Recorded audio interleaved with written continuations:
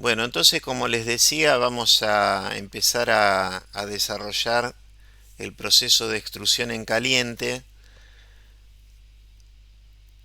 En relación a los procesos de extrusión, vamos a referirnos a dos tipos de procesos, o sí, dos, y vamos a mencionar un tercero, que son el proceso de extrusión en caliente, que lo vamos a hacer ahora, el proceso de extrusión por impacto y el proceso de acuñado.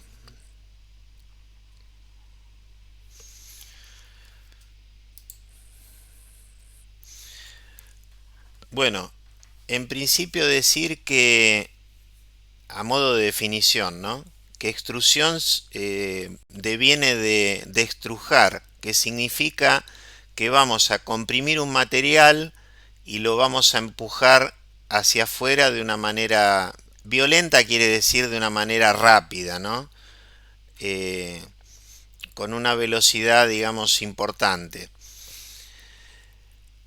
Y cuando nosotros llevamos esta definición a los procesos de manufactura metalmecánica, básicamente la extrusión es hacer salir fuera de la matriz el material por medio de un pistón o un punzón que empujan al material contra la matriz, siendo que ese material tenía un proceso de preparación previo. Entonces, como les decía al principio, que los procesos de extrusión se clasifican en extrusión en caliente, extrusión por impacto, o también se suele hablar de extrusión en frío, y el proceso de acuñado, ¿no? Si nosotros hiciéramos una línea de tiempo, estamos hablando ahora específicamente del proceso de extrusión en caliente. Si hiciéramos una línea de tiempo, podemos decir que se trata de un proceso relativamente nuevo que hacia principios del siglo XX se extruía el plomo para hacer cañerías, ya prácticamente cañerías de plomo casi como que no quedan, ¿no? Podrán seguir existiendo en algunas casas viejas, pero en general es un material que, bueno, que se dejó de usar porque, bueno, es un material que es tóxico, ¿no? Y bueno, para aplicarlo a otros materiales diferentes del plomo, fue necesario calentarlos básicamente para disminuir su resistencia, y cuando hablamos de su resistencia siempre nos vamos a referir a la tensión de fluencia, es decir, a la variable Y que tantas veces hemos mencionado durante la cursada, ¿no? Y bueno, lo que se sumó, dado que el material, el tocho de partida, se lo ubica en el interior de un recipiente de contención, lo que se sumó a las características que tiene que tener ese recipiente de contención es que no solamente debía soportar altas presiones, sino que por calentar el material también tiene que resistir temperaturas, ¿no? Y bueno, fue así que en el año 1930, a través de utilizar vidrio fundido como elemento lubricante, y a este proceso, bueno, se le da el nombre del creador, que fue un francés, Sejornet, fue posible utilizar el proceso de extrusión en caliente, o fue posible aplicarlo al acero, ¿no? Alrededor del año 1970 se revivió el interés por el proceso en frío aplicando una técnica de impacto, es decir, una técnica en donde el procesamiento es un procesamiento de alta velocidad. Fíjense que nosotros en todos los procesos de conformado plásticos, digamos, hay una suerte de sociedad en cuanto a variables externas que tienen que ver con fuerzas, velocidades y temperaturas, ¿no es cierto? Bueno, a los efectos de, digamos, tomar un contacto inicial con el proceso de extrusión en caliente, vamos a ver un video que es de la Sociedad de Ingenieros Mecánicos de los Estados Unidos.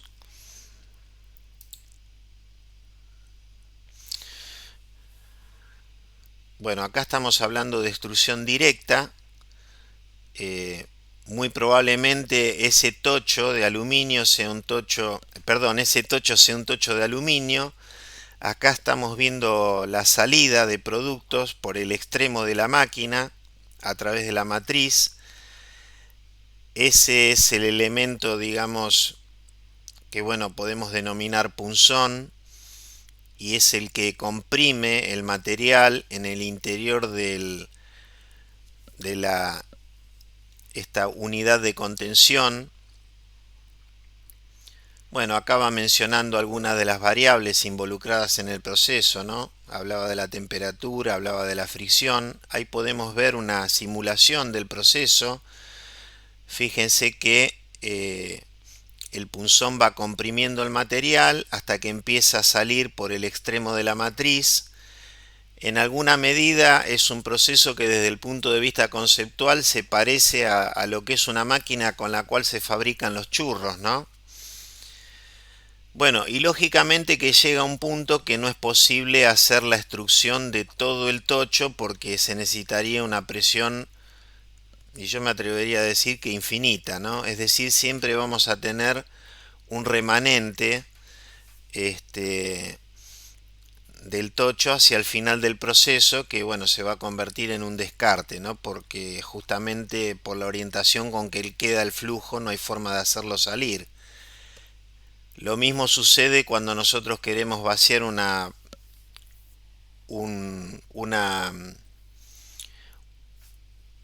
una pasta dentífrica, ¿no?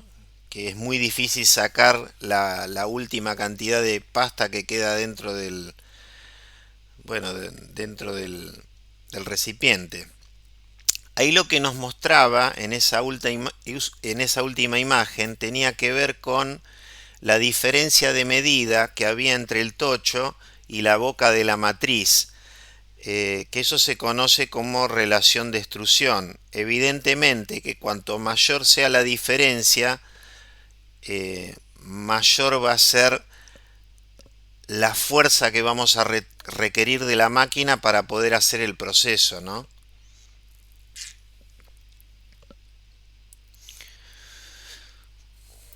Bueno, y acá quizás un poco volviendo al principio, en cuanto a todas las variantes de la extrusión, nosotros recién concretamente nos estuvimos refiriendo a este proceso que está acá abajo,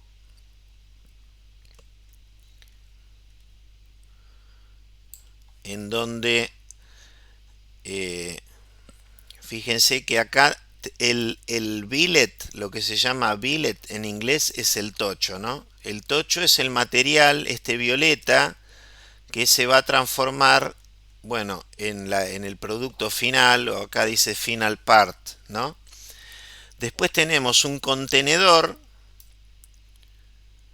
que el contenedor, bueno, va a tener que soportar las cargas que van a aparecer de la interacción entre el material que estamos deformando plásticamente y bueno, y las paredes internas de ese contenedor.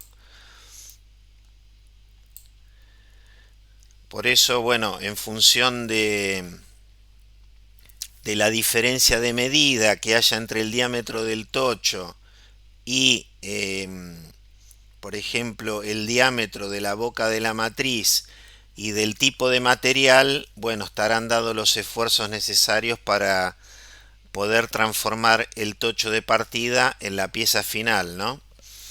Después, acá tenemos la matriz, el die, que es esto gris que está acá.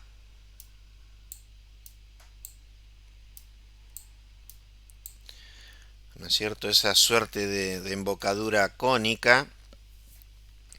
Y bueno, y acá tenemos lo que sería el punzón al cual se le aplica una fuerza, y esa fuerza lo que hace es justamente esa acción de expeler el material hacia el exterior de la matriz concretamente, ¿no? Entonces, ese es el proceso de extrusión en caliente.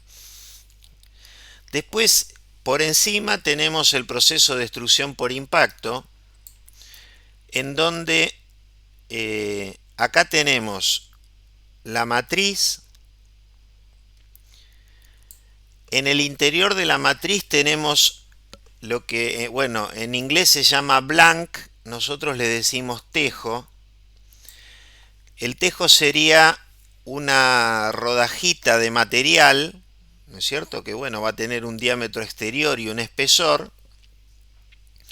Y bueno, y por encima de ese tejo vamos a tener un punzón que trabaja en sentido vertical, y este punzón lo hace a alta velocidad, su desplazamiento. Hay una diferencia de medida, lógicamente, entre el diámetro que tiene la matriz y el diámetro que tiene el punzón, tal que la diferencia de esos diámetros dividido 2 me va a dar el espesor de pared que va a tener el recipiente finalmente extruido. Y bueno, y acá hay un plato, este plato verde que está indicado acá, que el efecto que hace, este plato es un plato fijo, que el efecto que hace es que cuando el punzón retrocede, es decir, después de haber conformado la pieza, o también podríamos decir de haber llegado a su punto muerto inferior, porque estas suelen ser máquinas mecánicas, claro, cuando el punzón se retira, la pieza conformada se topa, digamos, contra el plato, y eso lo que hace es producir la separación del punzón y la pieza de manera tal que uno puede retirar la pieza de la máquina, ¿no? Y en tercer lugar decíamos que una variante más de la extrusión es el proceso de acuñado, que el proceso de acuñado básicamente se utiliza para la fabricación de monedas y de medallas, ¿no? La particularidad que tiene es que en realidad, en vez de generar un recipiente, lo que uno hace es generar un grabado sobre cada una de las dos caras de la moneda o de la medalla, como decíamos, a través de estos cuños, y se forma en el perímetro un pequeño ribete, ¿no es cierto? Que sería en alguna medida como si el material se levantase en el extremo, como sucede en la extrusión por impacto. O sea que podríamos decir que el acuñado es un caso particular de la extrusión por impacto, ¿no? ¿Alguna consulta?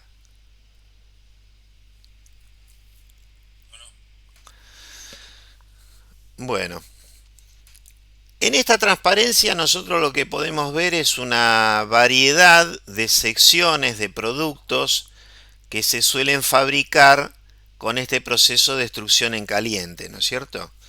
O sea, es un proceso que se utiliza principalmente para conformar barras, para conformar tubos y perfiles, y yo quisiera recalcar esta idea, que lógicamente esos perfiles son de sección constante, ¿no es cierto?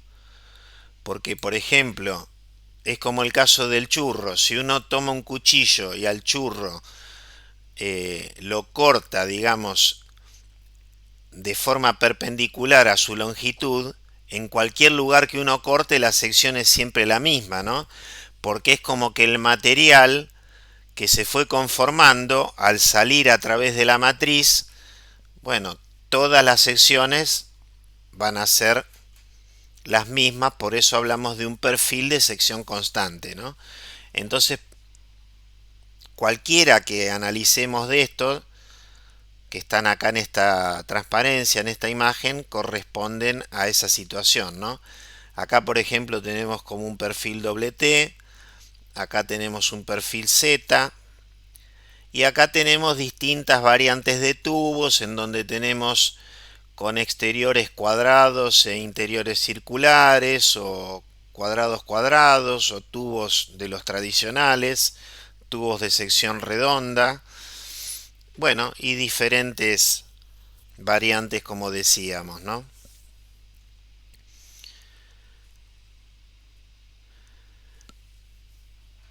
Claro, posiblemente acá ya es una imagen de productos extruidos y no un dibujo como en el caso anterior, ¿no? Y entonces, bueno, decirles que muy probablemente la aplicación más extendida se refiere a tubos y perfiles estructurales extruidos en aluminio o sus aleaciones.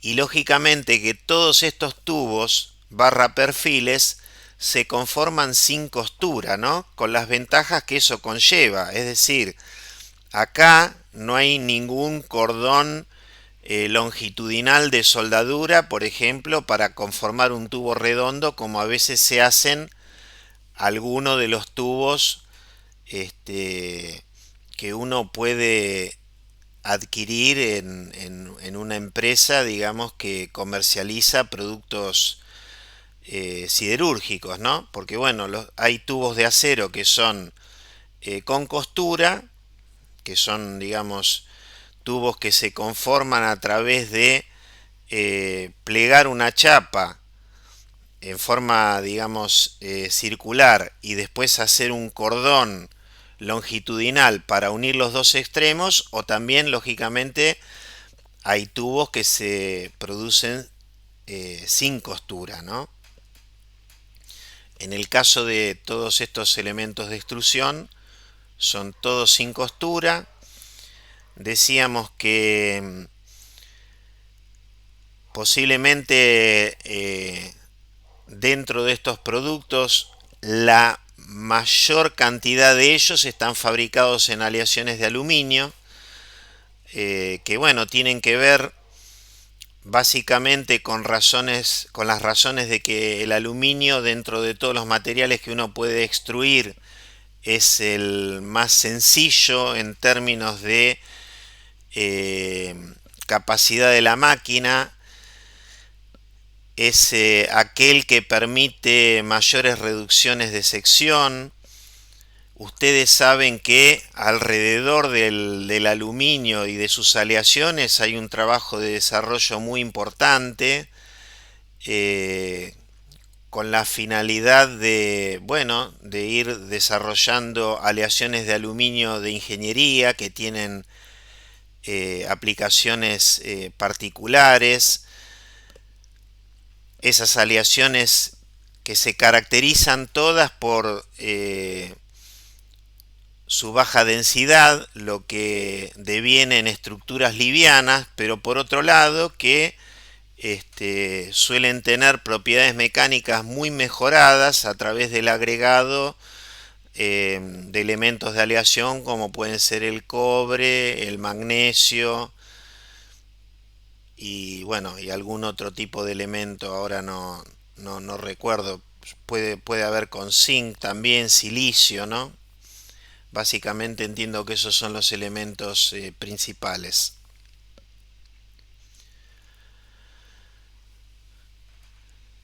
Bueno, acá yo les muestro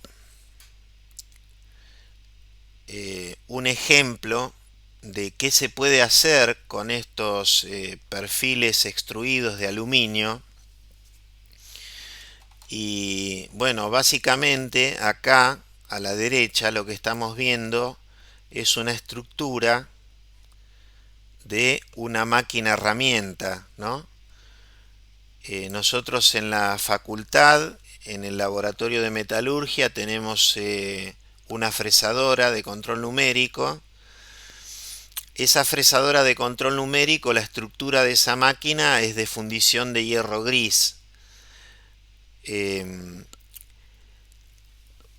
Hay unas máquinas que en Argentina todo el mundo las denomina como routers, que son máquinas que en alguna medida hacen las mismas operaciones que una fresadora, como la que está en el laboratorio de la universidad, pero que tienen la particularidad de trabajar específicamente sobre aleaciones livianas, es decir, por ejemplo, aluminio, por ejemplo, mecanizar aluminio, también mecanizar polímeros o mecanizar, yo digo mecanizar porque bueno, mecanizar uno lo asocia con materiales metálicos, ¿no? Pero bueno, no hay una, no se me ocurre otra manera de decirlo. Cuando yo hablo de mecanizar me refiero a sacar viruta, ¿no? En estos routers lo que se trabajan básicamente son aleaciones de aluminio, polímeros y maderas, ¿no es cierto? Y claro, evidentemente que una máquina herramienta que tenga que trabajar esos materiales que son ligeros, esos materiales que tienen unas bajas tensiones de corte, unos bajos K sub Z, no requieren de estructuras tan pesadas, tan densas como la de las máquinas herramientas que mecanizan, bueno, metales como aceros inoxidables, ¿no? Por eso, a ese tipo de máquinas, o ese tipo de máquinas, los routers, se los fabrica utilizando estos perfiles extruidos de aluminio, ¿no? Entonces ustedes podrán observar que, por ejemplo, acá tenemos este perfil longitudinal que estoy marcando acá, es uno de estos perfiles de aluminio extruido. Lo mismo es estos que están acá en sentido transversal. Lo mismo que son estos que están en sentido vertical y que hacen las veces de patas de la estructura. Y posiblemente este que se ve acá abajo, como este que se ve acá arriba, también sean este tipo de productos, ¿no? O sea, son productos que permiten generar estructuras de muy buena rigidez y a la vez que la rigidez es algo que se necesita en toda máquina herramienta para que los mecanizados, los procesos de fabricación sean precisos. Y por otro lado, al utilizar estos elementos livianos, nosotros podemos disponer en la máquina lo que se denominan los motores de avance, que son los que desplazan la mesa, por ejemplo, o en este caso desplazan este puente, que este puente lo van a desplazar en sentido, digamos, longitudinal. Hacemos estructuras livianas con el objetivo de utilizar motores más ligeros, ¿no es cierto? Y sistemas de transmisión de menor tamaño, de manera tal que en todos los componentes de la máquina, si nosotros utilizamos componentes livianos, componentes ligeros, componentes de menores tamaños, evidentemente que esa máquina va a tener un menor costo de producción, ¿no? Porque desde el punto de vista de la cantidad de material que estamos utilizando empleando la menor cantidad posible, ¿no? Entonces, bueno, esa suele ser una aplicación muy común de estos eh, tubos extrudados en caliente, ¿no? O sea, cualquiera de los routers, e inclusive me atrevería a decir sin haberlos visto, que las máquinas de impresión 3D que hay en la facultad, que están en otro laboratorio, yo la verdad que ese otro laboratorio no lo he visitado, las estructuras de esas máquinas de impresión 3D que trabajan con filamento de polímero seguramente están hechas sus partes estructurales con este tipo de perfiles o tubos, ¿no?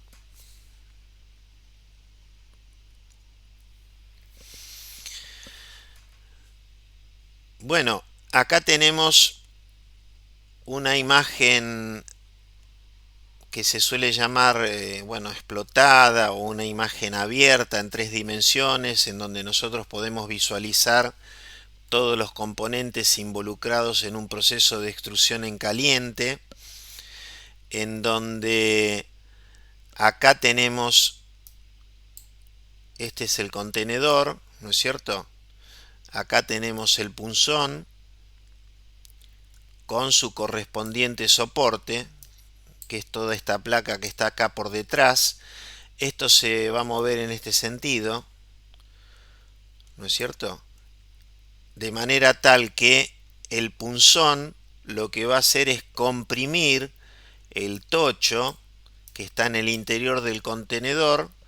Y bueno, lógicamente que llega un punto que el tocho ocupa exactamente todo el volumen del interior del contenedor y no le queda otra que empezar a salir por la boca de la matriz, es decir, por este extremo.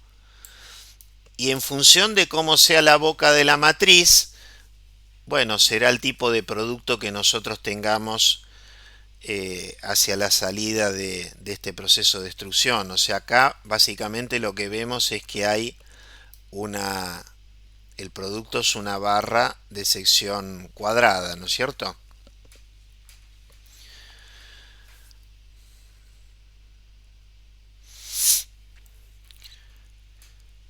Bueno, en esta transparencia nosotros podemos ver que puede haber más de una configuración para el proceso de extrusión en caliente, ¿no?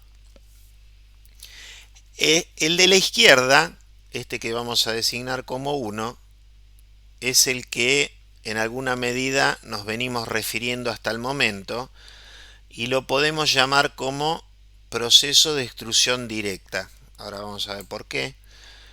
Y el que está a la derecha, que lo designamos como 2, es de extrusión indirecta, ¿no? En el proceso de extrusión directa, fíjense que sobre el punzón, acá habla de émbolo, ¿no?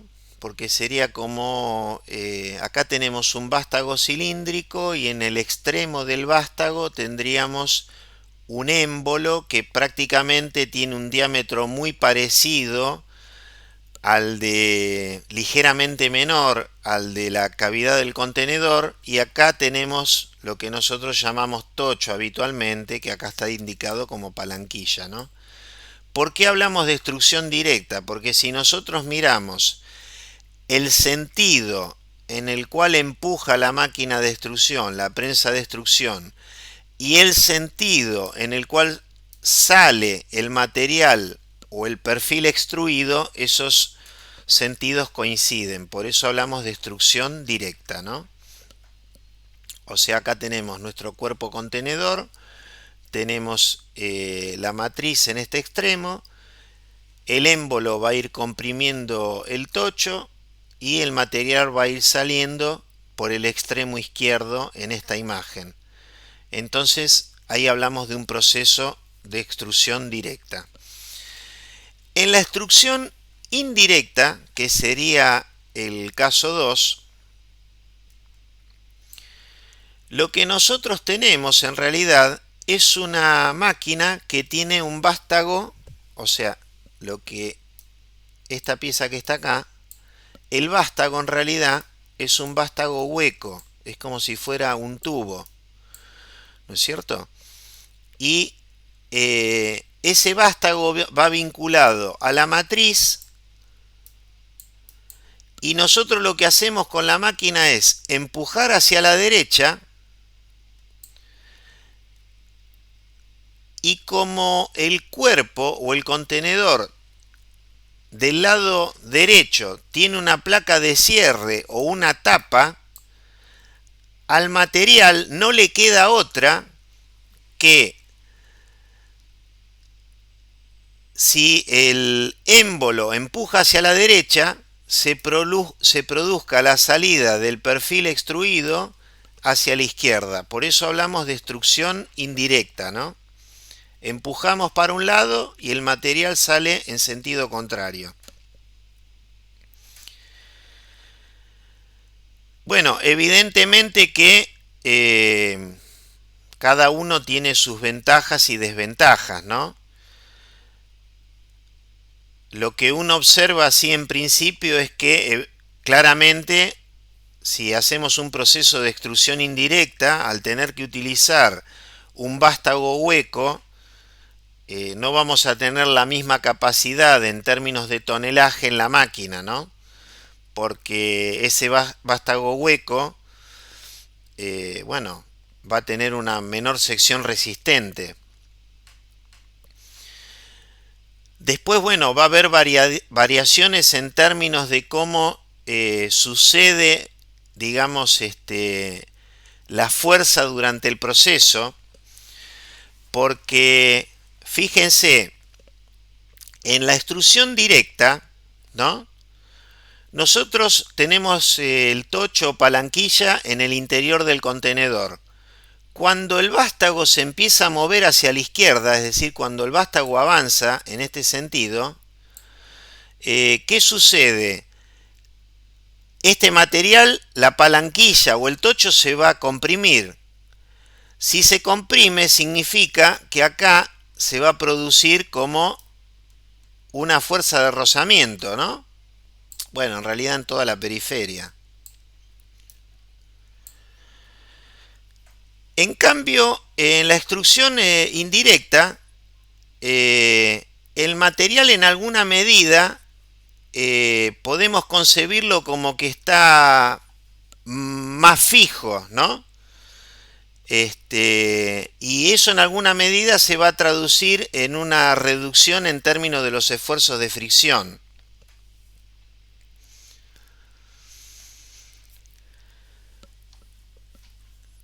Comentábamos que a través del proceso de extrusión en caliente nosotros podíamos fabricar tubos. Esos tubos los podemos conformar porque lo que nosotros haríamos es tener en el extremo del punzón o en el extremo de ese émbolo que comprime el material un mandril cilíndrico, ¿no es cierto? Entonces, ese mandril cilíndrico evidentemente va a tener una diferencia de medida respecto de la cavidad de la matriz, y en función de cómo sea esa diferencia de medida, lo que vamos a obtener es un tubo con un determinado espesor de pared hacia la salida, ¿no es cierto? Lo podemos ver mejor en este video.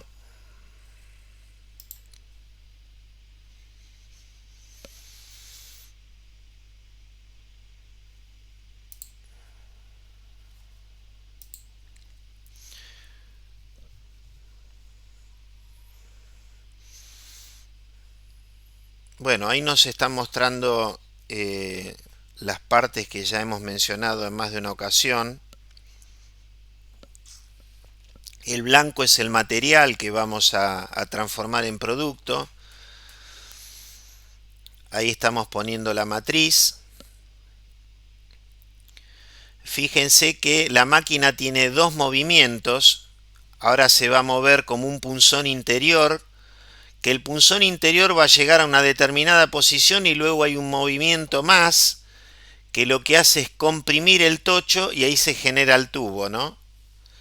Ese sería el proceso mediante el cual podemos fabricar un tubo utilizando la extrusión en caliente.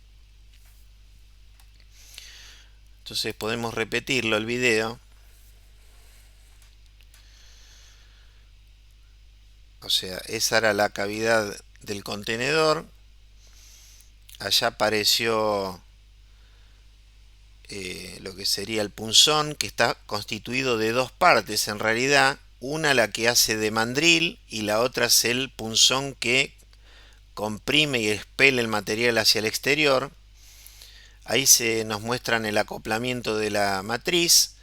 ahí se mueve el mandril perfora el material, queda posicionado en una ubicación que es fija y se produce la compresión del tocho con un segundo movimiento, de manera tal que resulta el producto, que en este caso es un tubo de sección anular, ¿no?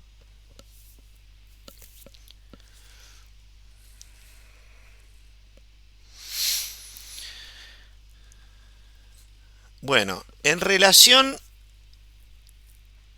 al tipo de material, bueno, resulta claro que vamos a necesitar mayores esfuerzos a medida que se incremente la resistencia a la deformación del material. Y bueno, y siendo que el rango de presiones de extrusión van de 3 a 4 kilos por milímetro cuadrado para el plomo, a entre 100 a 120 kilos por milímetro cuadrado para aleaciones de cobre de alta resistencia, resulta también lógico pensar que la posibilidad de este proceso va a quedar limitada por la resistencia del cuerpo de extrusión, que es lo que yo venía llamando como contenedor, como cuerpo contenedor, y lógicamente la matriz, ¿no es cierto?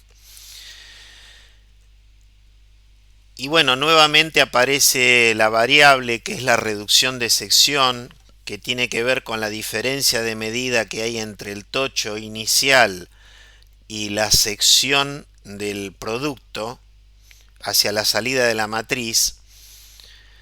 Entonces decíamos que en función de la reducción de sección y que todo el proceso de conformado es un proceso de compresión, es que a través de la extrusión en caliente podemos alcanzar una mejora significativa de las propiedades mecánicas respecto del material, ¿no?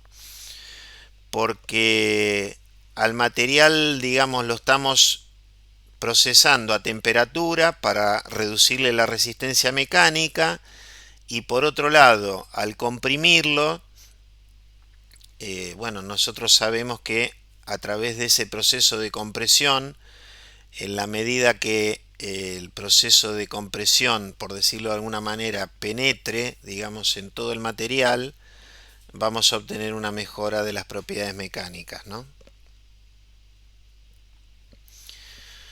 Bueno, respecto de los tochos, podemos decir que las dimensiones habituales de los tochos que son extruidos en caliente son de 150 milímetros de diámetro por unos 450 milímetros de longitud.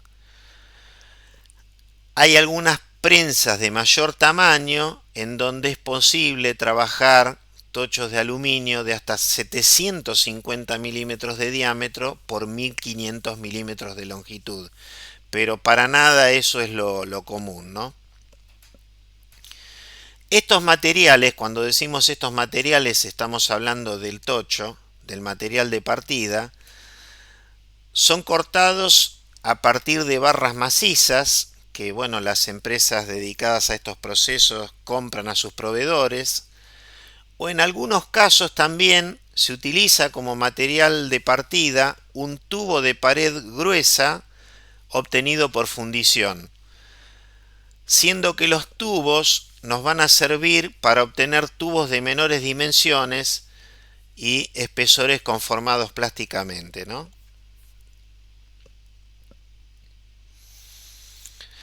Bueno, respecto de las temperaturas de los metales, los que tienen baja temperatura de fusión, como el estaño, el plomo y sus aleaciones, se los puede trabajar a temperatura ambiente, como habíamos comentado al principio, ¿no? En cambio, el aluminio, el magnesio, el cobre y sus aleaciones requieren de temperatura para poder disminuir su resistencia mecánica y también facilitar el flujo de estos materiales. En el caso del aluminio y magnesio, las temperaturas se encuentran en el rango de los 350 a 480 grados. Lógicamente, habrá una temperatura o un rango más pequeño de temperaturas asociado a cada tipo de aleación de aluminio y aleación de magnesio, ¿no? En el caso del cobre, del latón y el bronce, este rango va entre 760 a 900 grados centígrados, y en el caso de aleaciones níquel-cobre se pueden llegar a alcanzar hasta los 1100 grados centígrados. En el caso de tener que procesar acero, que no suele ser algo muy común, porque bueno, es un proceso que se vuelve muy complejo en función de la resistencia que tiene el material, lo que se hace es fosfatizar el tocho. El fosfatizado lo que facilita es el anclaje del lubricante sobre la superficie del material que estamos conformando plásticamente, y se suele lubricar el interior del cuerpo de extrusión con vidrio fundido, y se suele trabajar a alta velocidad, porque el trabajo a alta velocidad, si bien genera una mayor demanda en términos de la potencia de la máquina o de la potencia requerida para hacer el proceso, facilita, digamos, el proceso de conformado de este tipo de aleación, ¿no? Bueno, las máquinas suelen tener este aspecto. Son máquinas hidráulicas. eh, Estamos hablando de las máquinas de extrusión en caliente. Yo en algún momento les hablé de que se utilizaban prensas mecánicas, pero las prensas mecánicas son para el proceso de extrusión por impacto y para el proceso de acuñado, ¿no? O sea, en el caso de el proceso de extrusión en caliente se utilizan prensas hidráulicas, que bueno, con estas prensas, que suelen ser prensas horizontales. Acá estamos viendo la disposición del punzón. Fíjense que la disposición del punzón, e inclusive acá atrás tenemos el cilindro hidráulico que produce el empuje de este sistema. Bueno, son paralelos al piso, ¿no es cierto? Entonces por eso decimos que se trata de una máquina horizontal. El que se trate de una máquina horizontal, lo que va a ocasionar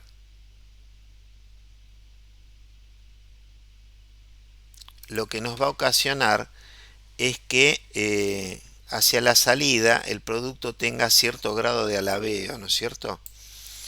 Que bueno, el alabeo lo va a ocasionar la propia acción de la gravedad. Si nosotros tuviéramos la posibilidad de disponer esta máquina en posición vertical y que la máquina trabajase empujando el material hacia abajo, el material, digamos, quedaría recto por acción de la gravedad, pero lógicamente eso no es factible, ¿no?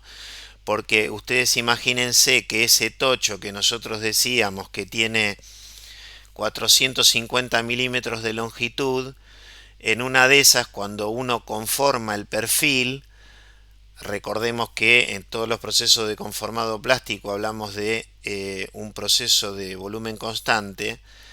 Si nosotros tenemos una sección del perfil que es significativamente menor al diámetro inicial del tocho, esos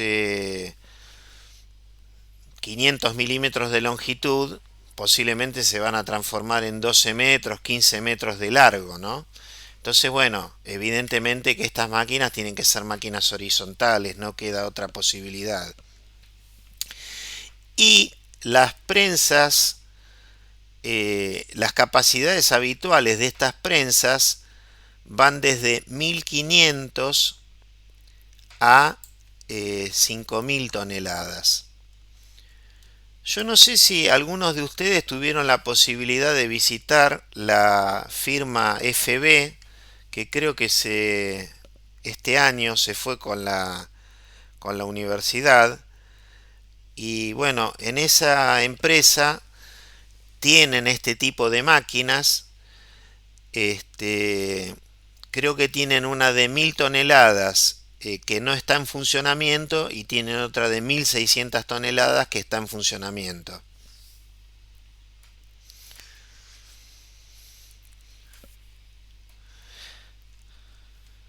Bueno, acá tenemos lo que sería la salida de la máquina de extrusión cuando se inicia el proceso, es decir, cuando está saliendo el primer tramo. Y acá se ve claramente cómo, bueno, el producto inicialmente, digamos, eh, sale deformado, ¿no? Y eso tiene que ver con que el proceso todavía no está en régimen. Entonces, cuando el proceso ya alcanza el régimen, bueno, ya vamos a tener, digamos, una mejor rectitud del material que está saliendo por el extremo de la máquina, ¿no?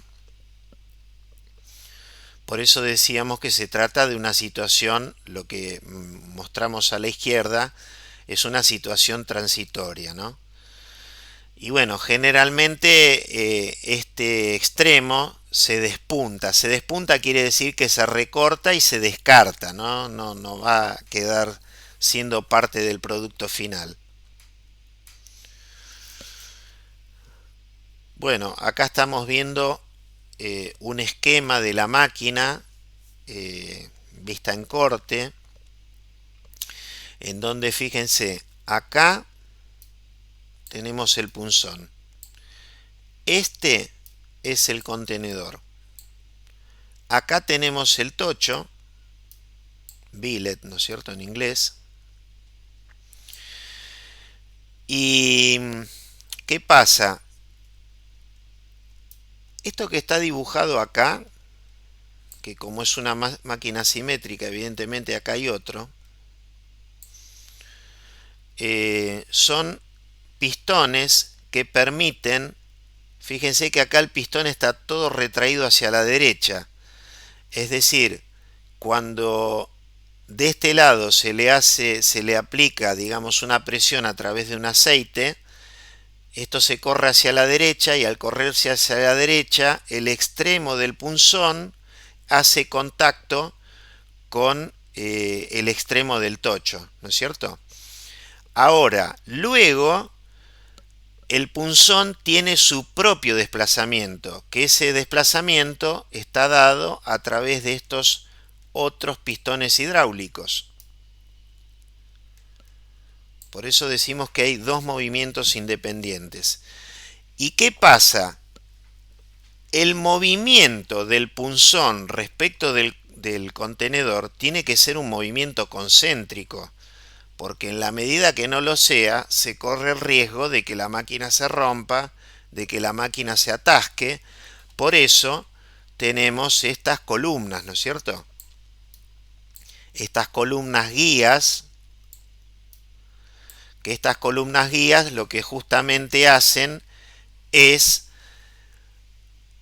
garantizar el centrado entre, no sé por qué no me dibujó, el centrado entre el diámetro del punzón y el diámetro del contenedor. Esto me va a resultar imposible dibujarlo, pero lo que yo quiero decir es que si yo tengo, por ejemplo, que esta circunferencia corresponde al interior, al diámetro interior del contenedor, la circunferencia correspondiente al diámetro exterior del punzón, yo les decía antes que lógicamente el punzón para poder ingresar tiene que ser prácticamente la misma medida, ligeramente inferior. Lo que nunca tiene que pasar es que, por ejemplo, los centros no coincidan, ¿no es cierto? Y entonces tengamos una circunferencia correspondiente al punzón que esté ligeramente desplazada, porque si está desplazada, cuando el punzón avance, en vez de ingresar concéntrico con el diámetro del contenedor, lo que va a hacer es golpear contra, digamos, uno de los extremos del contenedor y lógicamente ahí se va a producir una rotura de tipo catastrófica, ¿no? Entonces, estas columnas correspondientes a la prensa de extrusión lo que hacen es, bueno, garantizar una constancia en la concentricidad entre esas partes, ¿no?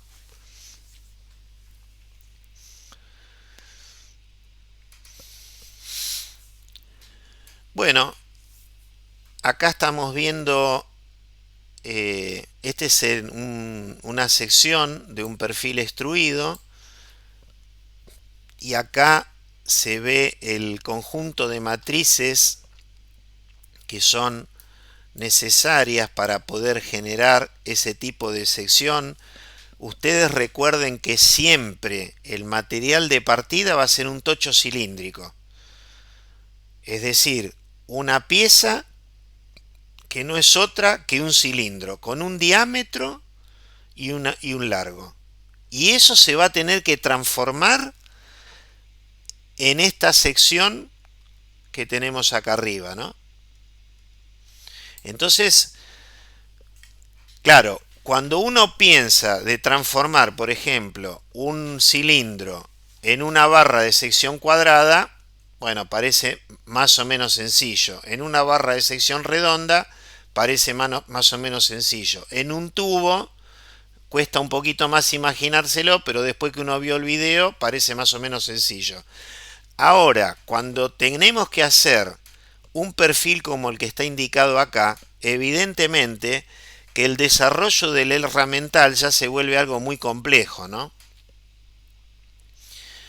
Y digamos es parte fundamental de todo el desarrollo del producto.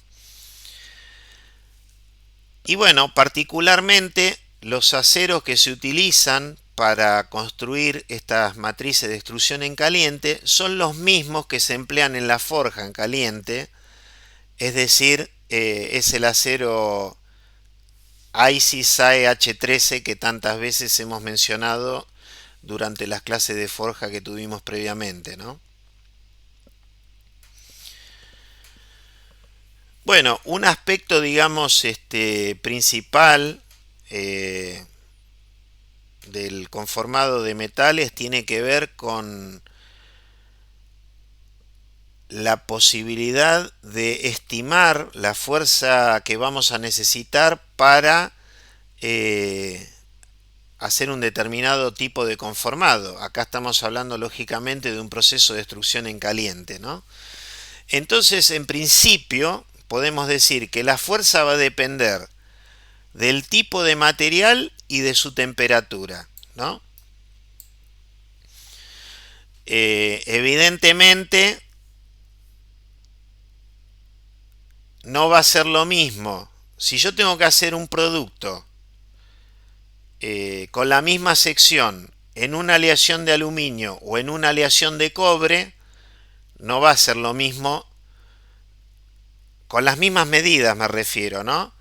No va a ser lo mismo lo que el tubo de cobre le demande a la máquina que lo que el tubo de aluminio le demande a la máquina, ¿no? Por eso decimos que, bueno, la fuerza depende del tipo de material y de su temperatura. Después esta variable que ya hemos mencionado en varias ocasiones, que tiene que ver con la relación de extrusión, que la relación de extrusión es la relación que hay entre la sección inicial del tocho respecto de la del producto final, ¿no?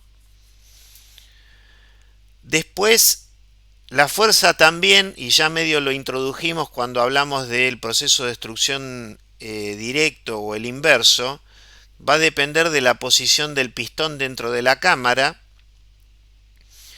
La fuerza va a depender del rozamiento material-herramienta, va a depender de la velocidad de extrusión y va a depender de la lubricación, ¿no? O sea, todas estas variables van a afectar la fuerza de extrusión.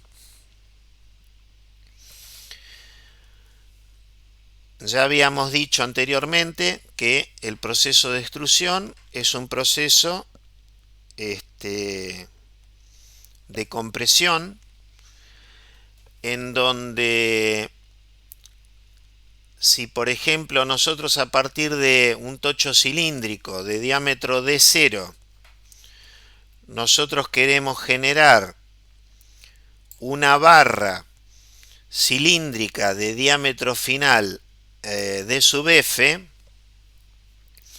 bueno, el círculo de Mohr correspondiente es el que tenemos aquí encima, en donde estamos viendo concretamente que las tensiones principales son todas tensiones de compresión, ¿no es cierto? O sea, podemos hablar de un proceso de compresión volumétrico en realidad, ¿no? A diferencia de lo que pasaba en el trefilado, en donde en el trefilado nosotros teníamos, por un lado, una tensión de tracción que estaba asociada a la fuerza de tracción sobre el alambre, mientras que las tensiones de compresión se alcanzaban de manera indirecta por acción del ángulo de la matriz sobre el material que se estaba transformando desde una sección inicial hacia una sección final de menor diámetro, ¿no? Entonces, una expresión sencilla para determinar para estimar, para hacer una primera estimación, lo que sería un límite inferior de la fuerza de extrusión, estaría dada por esta expresión, ¿no? Por un lado tenemos la tensión de fluencia del material. ¿Qué sucede? Como nosotros trabajamos a temperatura, nosotros sabemos que al hacer el proceso en caliente no va a haber un endurecimiento del material. Entonces ese valor de Y lo podemos considerar perfectamente como una constante, ¿no es cierto? Luego, esa tensión la vamos a multiplicar por S0, que es la sección del tocho a extruir. Y fíjense que si la tensión de fluencia son, por ejemplo, ¿qué unidad podríamos tener? Podríamos tener kilos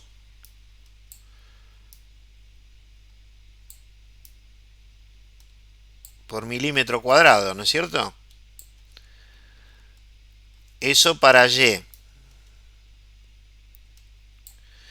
Y luego, para S0,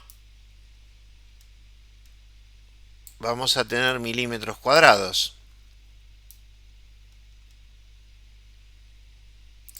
De manera tal que milímetro cuadrado con milímetro cuadrado se va y me va a quedar una fuerza en kilogramos, ¿no? Ahora, esas dos variables están multiplicadas por una relación que es el logaritmo entre la sección inicial y la sección del producto extruido. Porque decíamos que cuanto mayor sea la diferencia, mayor va a ser la carga que el proceso va a demandar a la máquina.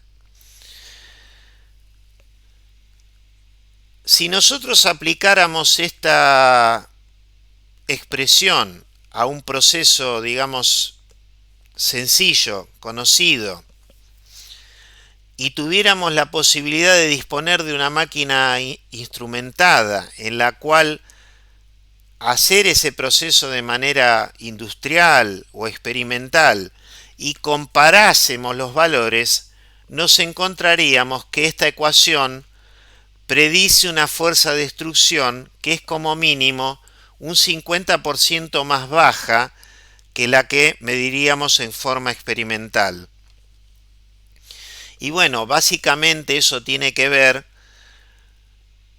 porque acá no estamos considerando, fíjense que en esta fórmula no está incluida ni la fricción, como tampoco está incluido el trabajo redundante, ¿no es cierto? Evidentemente, esas situaciones, el que la deformación de la barra en realidad sea no homogénea, y eso se pone principalmente de manifiesto en la sección de salida del material a través de la matriz.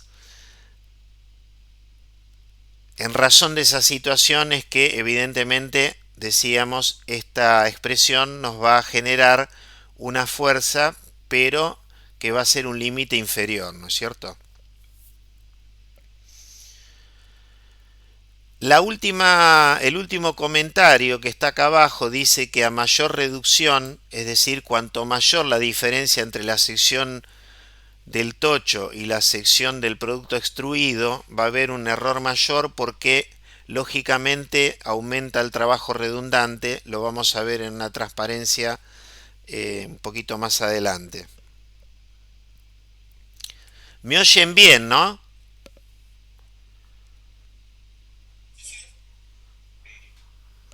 Bueno. Fíjense, acá tenemos fuerza en función de la carrera del pistón, ¿no?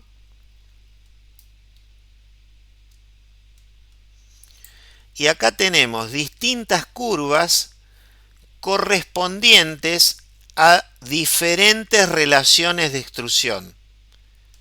Es decir, relaciones de S0 sobre S1.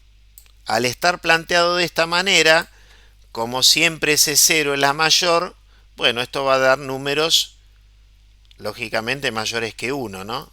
Acá corresponde a S0 sobre S1 igual a 8, S0 sobre S1 igual a 5 y S0 sobre S1 igual a 2, ¿no?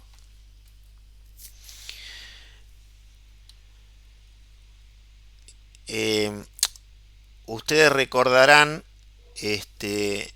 el autor Rowe, que yo creo haberles mencionado en más de una ocasión, que es inclusive uno de los libros de la bibliografía complementaria. Rowe dice que las reducciones de sección suelen estar restringidas a 20:1 para aleaciones duras, ¿no?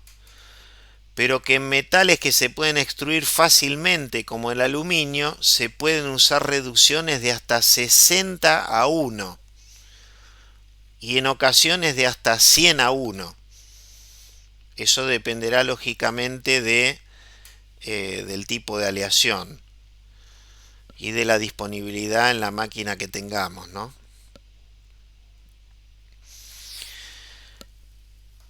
Acá tenemos dos esquemas también de la fuerza en función de la carrera.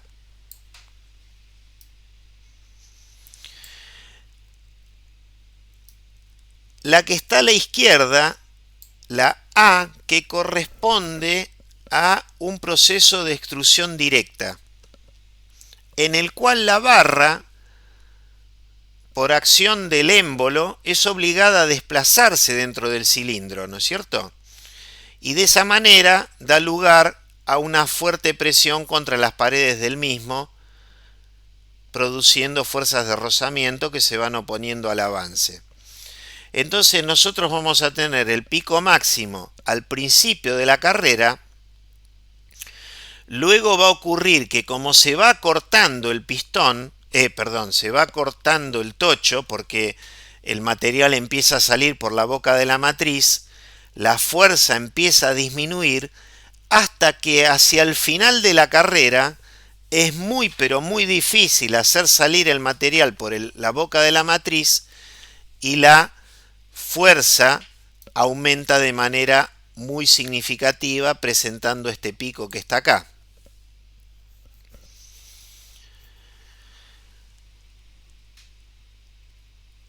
En el caso de la extrusión indirecta, nosotros tenemos un incremento, hay prácticamente una constancia de la fuerza en función de la carrera, y hacia el final, de nuevo, porque nos va a pasar el mismo efecto, el material va a ser prácticamente imposible hacerlo salir por la boca de la matriz y se va a generar este pico de fuerza hacia el final de la carrera, ¿no?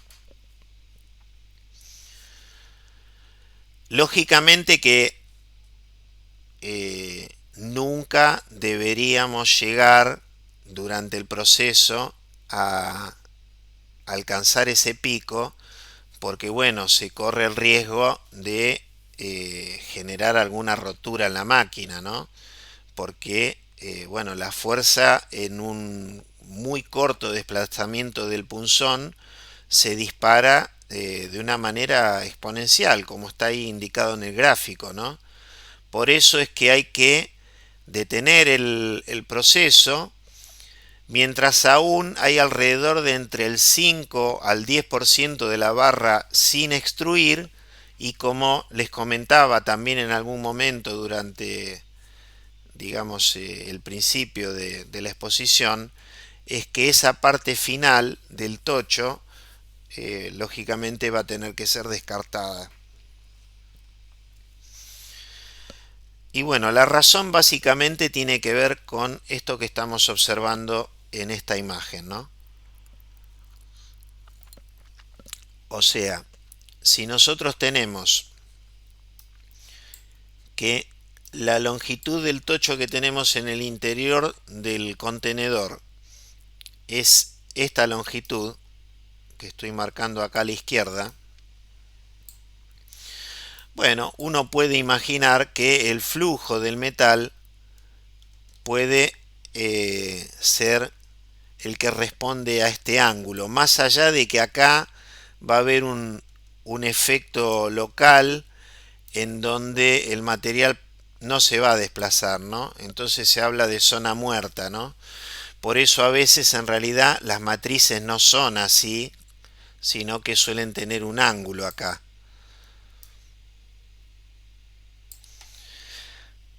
Pero bueno, en esta transparencia ese ángulo no fue puesto adrede porque claramente se ve en la imagen de acá de la derecha que a medida que avanza el émbolo, cuando queda poco tocho por salir, el flujo de material queda perpendicular a la dirección de la fuerza y evidentemente no va a haber forma de hacer que ese material fluya hacia el exterior de la cavidad de la matriz, ¿no es cierto? De ahí es que se produce ese pico, digamos, de fuerza hacia el final de la carrera, ¿no?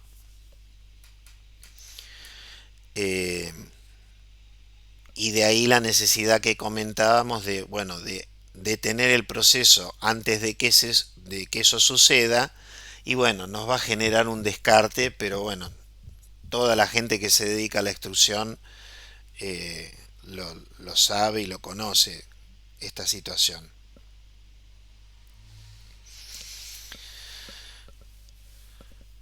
Bueno, en términos de la influencia del diseño de la matriz con relación a la fuerza de extrusión,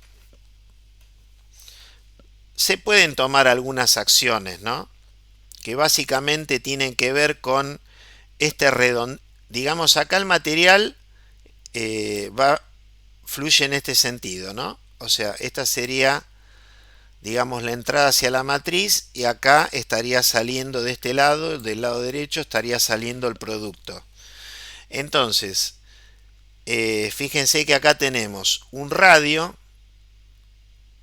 a la entrada para facilitar el ingreso del material, y por otro lado acá en esta zona suele tener la matriz un plano que está lapidado. ¿Qué quiere decir lapidado? Quiere decir que hay una superficie en esa zona que está pulida a espejo, de manera tal de reducir el coeficiente de fricción al mínimo valor posible. Y después, hacia la salida, también tenemos una suerte de conicidad, de manera tal que el material, imagínense que si esto siguiese recto así, el material conformado estaría friccionando contra toda esta parte sin hacer ningún trabajo útil. Por eso la matriz tiene una salida con un ángulo de aligeramiento, como bueno está expresado ahí, y de esa manera se ayuda a través del diseño de la matriz a minimizar la incidencia del diseño en, bueno, en la fuerza requerida para el proceso de extrusión en caliente, ¿no? Porque bueno, como vemos, en realidad la fuerza depende de una cantidad de variables. Decíamos que depende del material, depende de la temperatura del material, depende del lubricante, depende del tipo de proceso, depende de la fricción, depende del diseño de la matriz.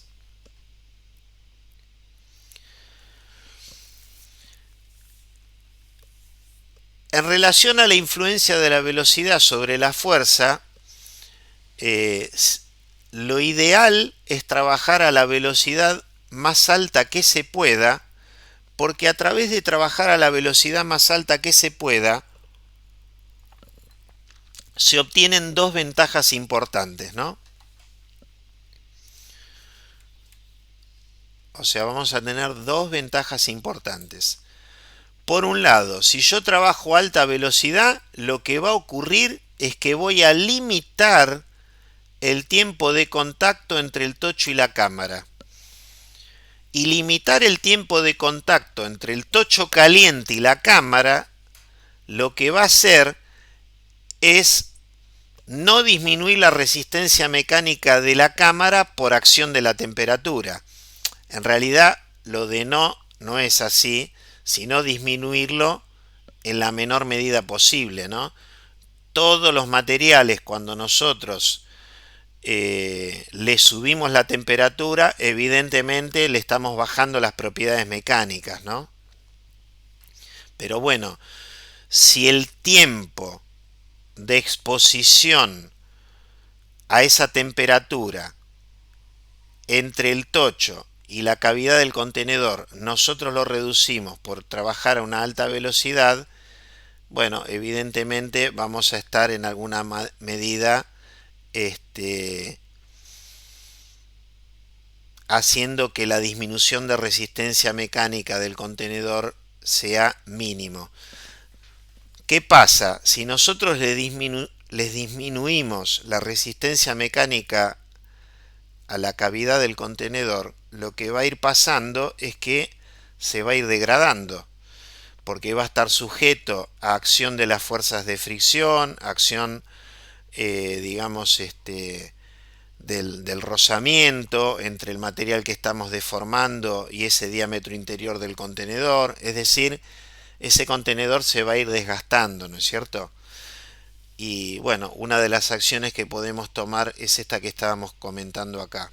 Por otro lado, trabajar a alta velocidad nos va a significar proveerle al tocho que estamos conformando de un incremento de temperatura adicional y, como sabemos, todo incremento de la temperatura, en este caso va a ser por la deformación plástica, por la velocidad de la deformación plástica, va a resultar en una disminución de la fuerza de extrusión.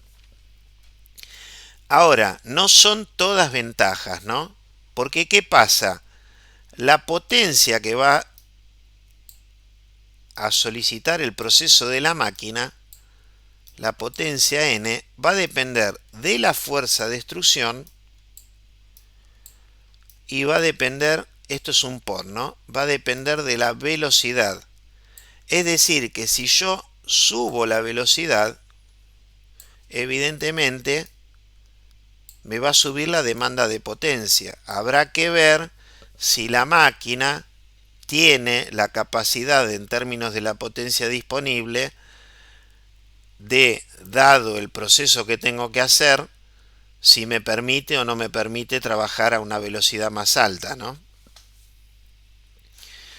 El otro día estaba conversando con un compañero de ustedes, que es Marcos Schmidt, que trabaja en FB, Y justamente estábamos hablando sobre un proceso de extrusión y cómo hacer para tratar de reducir la fuerza, digamos, en ese proceso. Y Marcos lo que decía era, bueno, si logramos reducir la fuerza, lo que voy a hacer es aumentar la velocidad.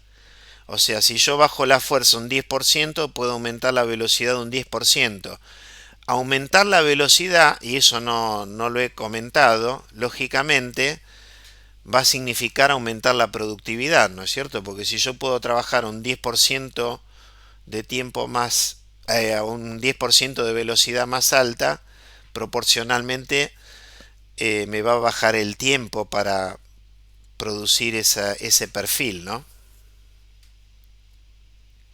Pero bueno, en alguna medida es como un ciclo iterativo. Habrá que ver, si uno tuviera una máquina de capacidad infinita, que lógicamente no existen, no tendríamos ninguna de todas estas dificultades que estamos comentando, porque las dificultades sobrevienen con que las máquinas tienen restricciones. Las máquinas tienen una determinada capacidad en términos del tonelaje, tienen una determinada capacidad en términos de la potencia, y bueno, es hasta eso lo que nos pueden entregar, ¿no? Entonces, en función de esas capacidades serán los productos que podamos hacer, eh, los cambios de sección que nosotros podamos generar y bueno, estas cuestiones que venimos comentando. Bueno, respecto de la lubricación, algunas cuestiones hemos comentado. Decíamos que inicialmente el proceso de extrusión que se hacía a temperatura ambiente se comenzó con el plomo, el estaño y sus aleaciones, pero en la actualidad se extruyen materiales como son el aluminio, el cobre y sus aleaciones principalmente, y en algunos casos también se hacen extrusiones de acero, ¿no? La extrusión de este último habíamos comentado que no fue comercialmente posible hasta el año 1939, cuando se introdujo la lubricación mediante la utilización de vidrio fundido, que se usan bolitas de vidrio en realidad, y el acero se lo calentó alrededor de 1200 grados, y a ese proceso completo se lo denomina, es un proceso desarrollado por franceses que se denomina Usine Séjournet. La utilización del vidrio fundido produjo una mejora sustancial respecto de la lubricación por grafito. El grafito es un lubricante muy utilizado en los procesos de conformado plástico. Pero bueno, las ventajas que introdujo el vidrio tienen que ver con disminuir la presión de extrusión, aumentar la vida útil de la matriz y permitir un incremento de la longitud de la barra a utilizar debido a una drástica reducción del rozamiento. ¿Qué quiere decir lo de permitir un incremento de la longitud de la barra a utilizar? Que en realidad esa parte final, que es muy difícil de extruir, de hacer salir por la cavidad de la matriz, utilizando lubricación por vidrio fundido, es posible, no lógicamente extruir el 100% del tocho, pero bueno, posiblemente quedar con una merma de un 5%, ¿no? No del 10 o del 12 o del 15, como suele pasar cuando se utiliza como lubricante grafito. Bueno, respecto de los defectos que pueden aparecer en procesos de extrusión en caliente, acá tenemos un esquema correspondiente a un defecto central en un proceso de extrusión directa. Extrusión directa, nosotros tenemos acá el contenedor, ¿no es cierto? Bueno, acá la matriz es como que está dibujada, incorporada al propio contenedor. Acá tenemos el émbolo que empuja o comprime el material, y acá tenemos la salida del material en el mismo sentido, ¿no es cierto? Entonces, ¿qué sucede? Se puede producir un defecto en correspondencia con el eje del producto, como se ve en esa zona que yo acabo de marcar, en la zona central, ya que en este sector, perdón, el flujo presenta una mayor velocidad. ¿Por qué? Porque el diámetro exterior, acá en la salida de la matriz, o el material que está en contacto con la cavidad del contenedor, en alguna medida, como existe un coeficiente de fricción, ese material está retenido.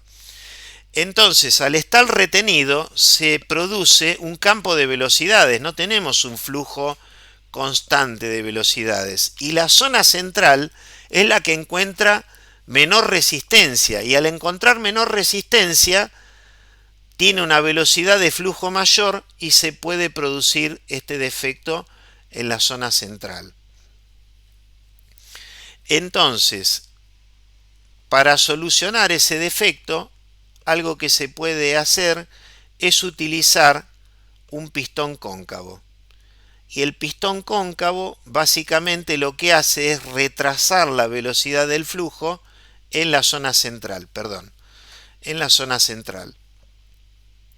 Y eso lo que hace es que se retarde la formación de ese rechupe en la zona central, porque tenemos mayor cantidad de metal a disposición en esa zona, ¿no?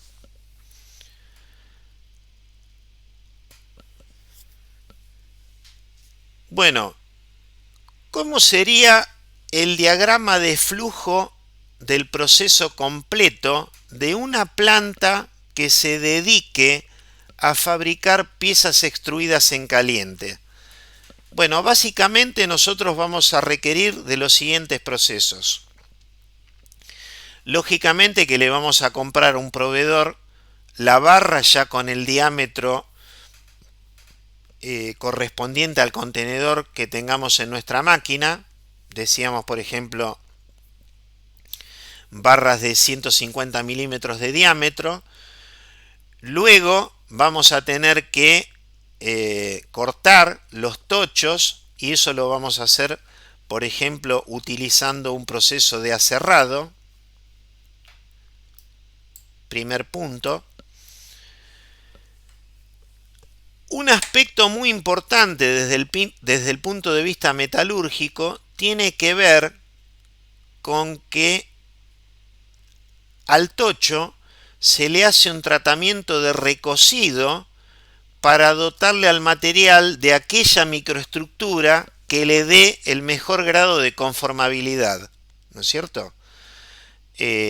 Ustedes saben, digamos, perfectamente que uno puede tener la misma aleación de aluminio, pero en función de cómo sea su microestructura inicial, evidentemente vamos a tener distintos grados de conformabilidad de una misma aleación. Por eso nos podemos ayudar a través de un tratamiento de recocido para mejorar la conformabilidad, reducir la resistencia que va a oponer el material a ser deformado plásticamente.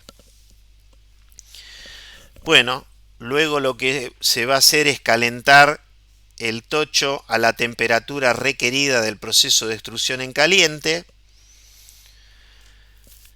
A continuación, bueno, evidentemente que ese tocho lo vamos a colocar en el contenedor, en la cavidad de contención de nuestra prensa de extrusión.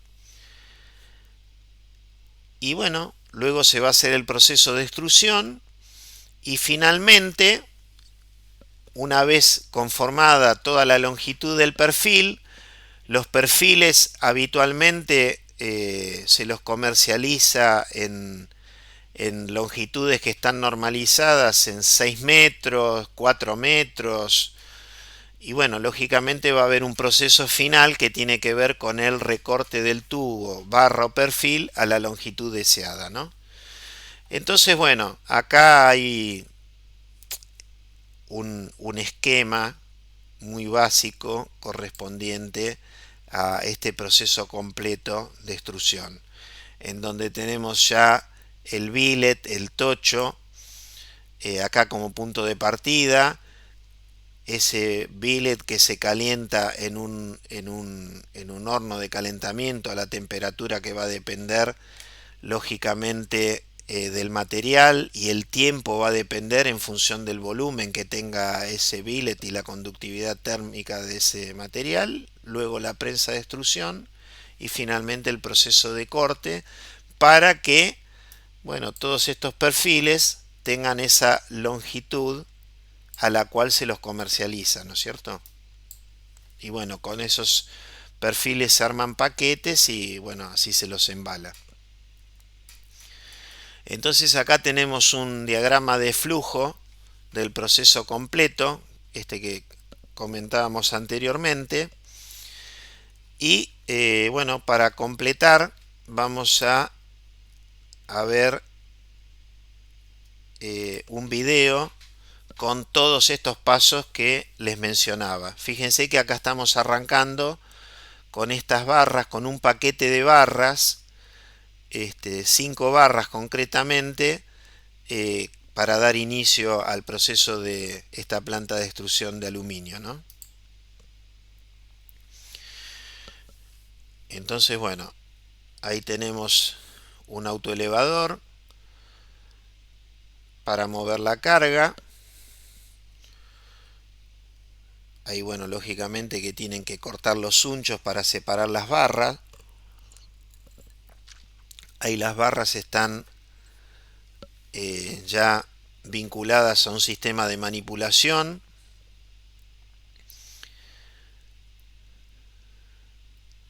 Acá se está haciendo el proceso de calentamiento.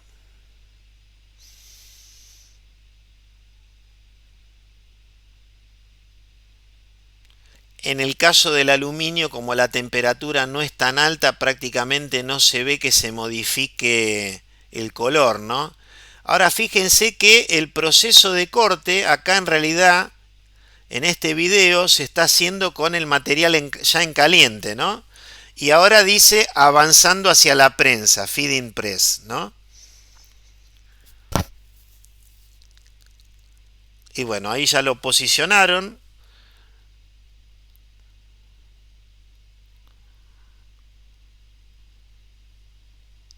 Y ahí está el punzón ya comprimiendo el material. Ese es el pistón hidráulico. Ahí estamos viendo, están haciendo un cambio de matriz. Ahí se ven las formas que tiene la sección del producto. Y fíjense cómo trabajan ahora para hacer el corte. O sea, están cortando mientras se está produciendo el producto, ¿no?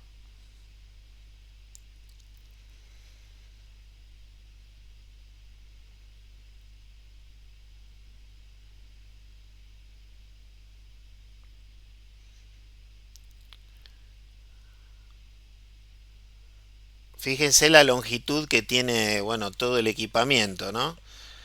Y evidentemente vieron ahí cómo iba aumentando la velocidad del cabezal ese que acompañaba al extremo de la barra, ¿no?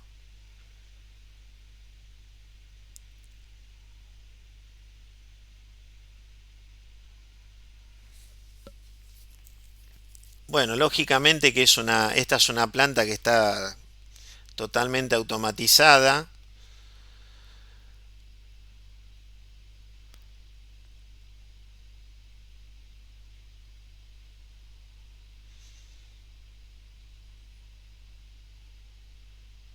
Ahí hicieron un corte mecánico también. Ahí tienen un tope para darle la longitud.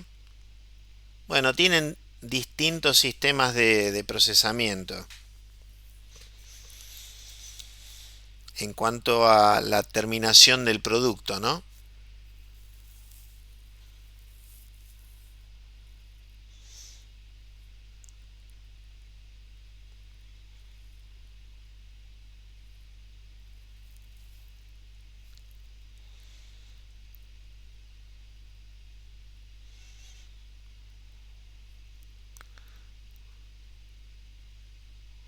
Y bueno, ahí los van agrupando.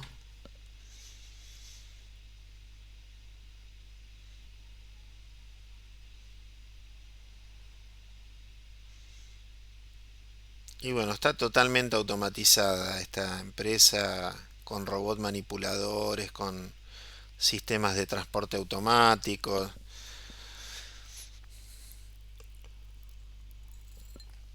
Evidentemente que bueno, estos procesos están asociados a un volumen importante de producto, ¿no? Ahí estaban haciendo como un tratamiento final de envejecido, ¿no? Me pareció.